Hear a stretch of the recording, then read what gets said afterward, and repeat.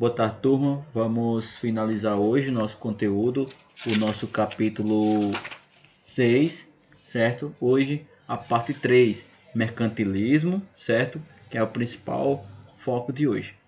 Vemos aí então na página 107 o tópico mercantilismo, certo? Riqueza e poder para o Estado. As monarquias absolutistas europeias, certo, adotaram um conjunto de ideias e práticas econômicas que mais tarde foram chamadas de mercantilismo.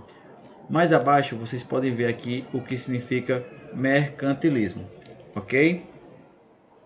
É importante lembrar que o absolutismo e o mercantilismo caminham juntos, certo? São duas faces da mesma moeda. Ou seja, falou em mercantilismo, falou em absolutismo, a mesma coisa. E vice-versa. Tá bom, pessoal? Então, devemos lembrar isso. Mercantilismo e absolutismo andam juntos, aqui, ó, juntinhos, lado a lado, essas coisas. Tá bom? Continuando aqui, nós vemos as principais características do mercantilismo. Entre as principais características do mercantilismo, podemos citar o metalismo, ou seja, crença segundo a qual quanto mais ouro ou prata uma nação possuísse, mais rica ela seria. Ou seja, por isso que as grandes navegações saíam em busca de ouro, certo? O principal motivo para ter as grandes navegações era o quê? Busca de riquezas, ouro e prata. Tá ok? Outro ponto, uma balança comercial favorável. O princípio decorre do metalismo. Veja por quê. Na época, o dinheiro era feito de ouro e prata. Assim, a forma de reter ouro e prata em um país era exportar o máximo e importar o mínimo, mantendo-se assim uma balança comercial favorável. Ou seja, era melhor eu vender mais, certo? Vender e comprar menos. Ou seja, eu ia ganhar mais dinheiro porque eu estava vendendo muito e iria gastar menos dinheiro porque eu estava comprando menos. Ou seja, isso é uma balança comercial favorável. Ganhar mais, perder menos. Outro ponto é o protecionismo, que é o incentivo ao comércio e à manufatura nacionais, protegendo-os da concorrência estrangeira. Ou seja, os reis aqui, o mercantilismo, achavam melhor investir dinheiro no próprio país do que investir dinheiro fora. Por que, professor? Porque se as empresas daqui desse país que eu vivo vender os produtos que eu quero, eu não vou precisar comprar onde? Lá fora, certo? Então, ou seja, isso é o protecionismo, ou seja, proteger a economia do seu país. Investir aqui para que as pessoas comprem aqui e não vão comprar lá fora. Beleza? E o outro ponto assim bem importante é o exclusivo colonial, ou seja, as colônias deveriam comercializar exclusivamente com suas metrópoles, ou seja, vamos entender aqui o Brasil. Quando Portugal conquista o Brasil aqui, certo? O Brasil passou a ser considerado uma colônia. E essa colônia ela era obrigado a comprar somente de Portugal. Não pode, é proibido comprar de outro país, apenas de Portugal. Beleza, gente? Isso é o pacto colonial, como é chamado, pacto colonial. Só poderia vender as coisas a Portugal bem baratinho e só poderia comprar as coisas de Portugal bem carinho. Beleza? Esses são os principais pontos. Temos aí 4 pontos do mercantilismo. Então, pulando para a página 108, o mercantilismo variou no tempo e no espaço. Vamos ver o seguinte. Na Espanha, do rei Felipe II, predominou-se o metalismo. A Espanha buscou acumular metais preciosos, impondo trabalho forçado aos indígenas da América. Já na França, Colbert predominou o protecionismo, ou seja, o governo intervia na economia, protegendo as manufaturas francesas.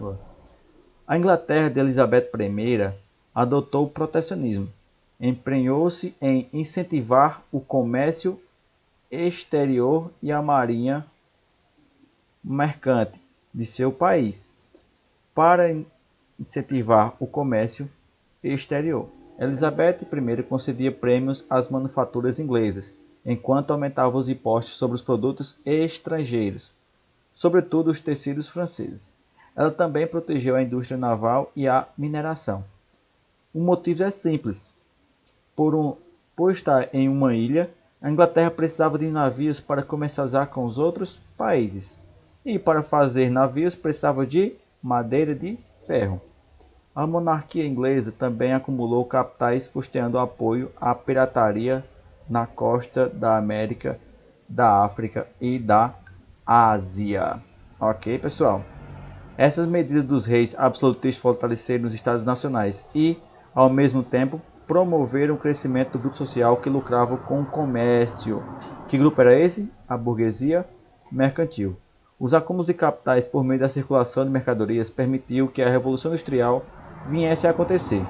Assim, o mercantilismo criou condições emergenciais do capitalismo.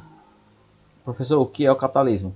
Vocês podem ver aqui no cantinho de vocês, ó, o que significa capitalismo. Ok, pessoal? Na página 109, nós vamos ver o tópico a formação das monarquias ibéricas. Que monarquias são essas? Espanha e Portugal. Vamos ver como foi que eles surgiram. Beleza? Vamos lá então. Tanto a monarquia portuguesa quanto a monarquia espanhola se formaram durante as lutas entre os cristãos para expulsar os árabes muçulmanos da Península Ibérica. Essas lutas são chamadas de reconquista, tá? Pois o objetivo dos cristãos era justamente reconquistar as terras perdidas para os árabes. Com a invasão dos árabes muçulmanos, a liderança cristã se retirou para o norte da Península Ibérica, onde fundou os reinos de Leão, Castela, Navarro e Aragão. A partir do século IX, no entanto, animada pelo espírito das cruzadas e pelas desavenças entre os próprios muçulmanos, a liderança cristã iniciou as lutas de reconquista, certo? Que a gente pode acompanhar o processo aqui, ó. Aqui era o califado, né? Os muçulmanos viviam tudo isso parte aqui. E aqui vocês estão vendo que ele está tipo avançando sobre os muçulmanos.